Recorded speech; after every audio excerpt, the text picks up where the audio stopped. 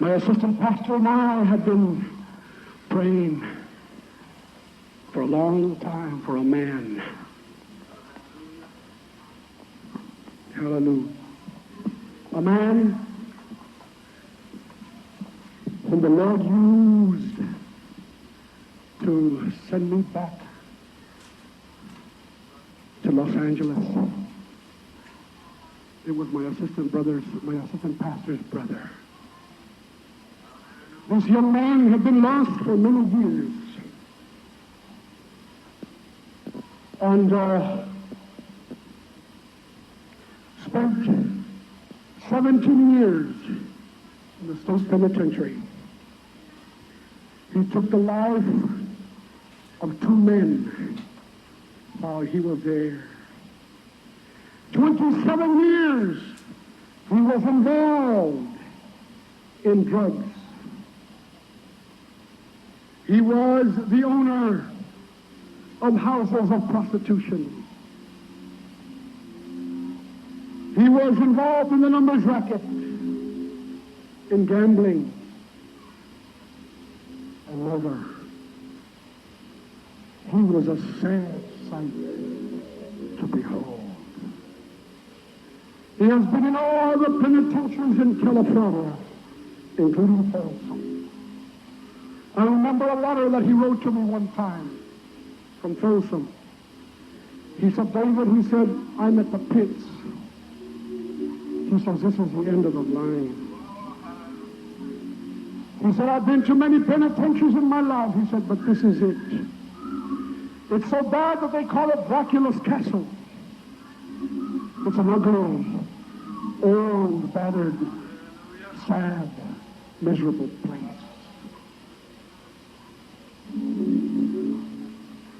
I remember one time in 1971 when I arrived in Los Angeles. He came over to my house one evening. I had never seen him the way I saw him this time at his worst. He was limping. He reminded me of Legion in the Bible. Nobody wanted him. He would burglarize your home in a minute. He would steal your car in a second. Take your wallet right before your very eyes. And he was a killer. And I've seen him at his worst. He had just left his wife in the back of a garage, dead of an overdose. He loved this woman. They were in an apartment house and they were shooting up some dope, expecting to have a good evening, expecting to sit together and just kind of sit back and enjoy each other's company under the influence of heroin. But all of a sudden, she fell to the floor with a needle stuck in her arm. He ran over to help her. He saw that she was turning colors. He did everything possible to get her out of the condition that she was in, but it was too late. She was dead.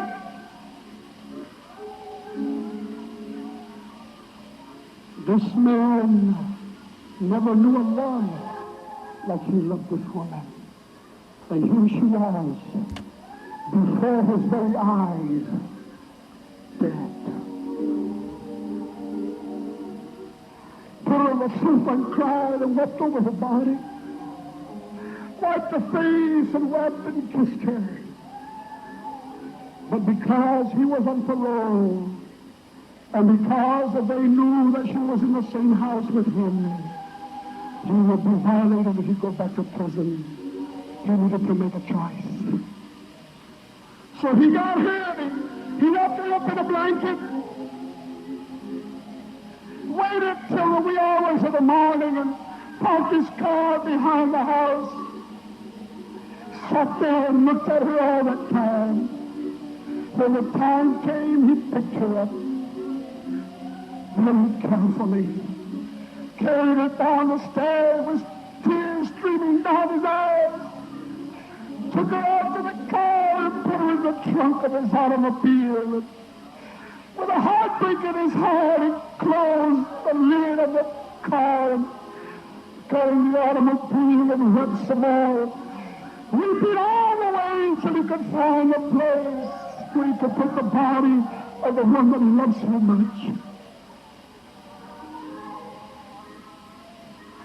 Took her out of the trunk and placed her very carefully behind a garage. Kissed her again and wept. Got back in his car. And he went to prison for another 5 years. 2 months ago, Ray walked in through the doors of Lifeline, limping again. Oh, I said, there comes Legion. His brother Robert is my assistant pastor. He's the coordinator of the program, and he's sitting in the office next to me. And I saw Ray coming, and I said, Robert, that's your brother.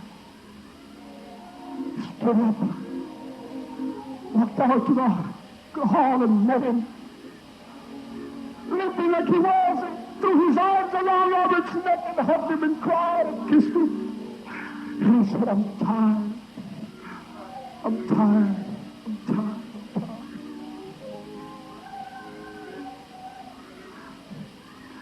God healed him with the Holy Ghost. We baptized him in Jesus' name. He's in the gospel now. God saved his soul. Hallelujah. God saved his miserable, wretched soul through the gospel of Jesus Christ. My friend, I wouldn't give this up for nothing in the world. He couldn't give me all the gold in the world to give up for a heart today.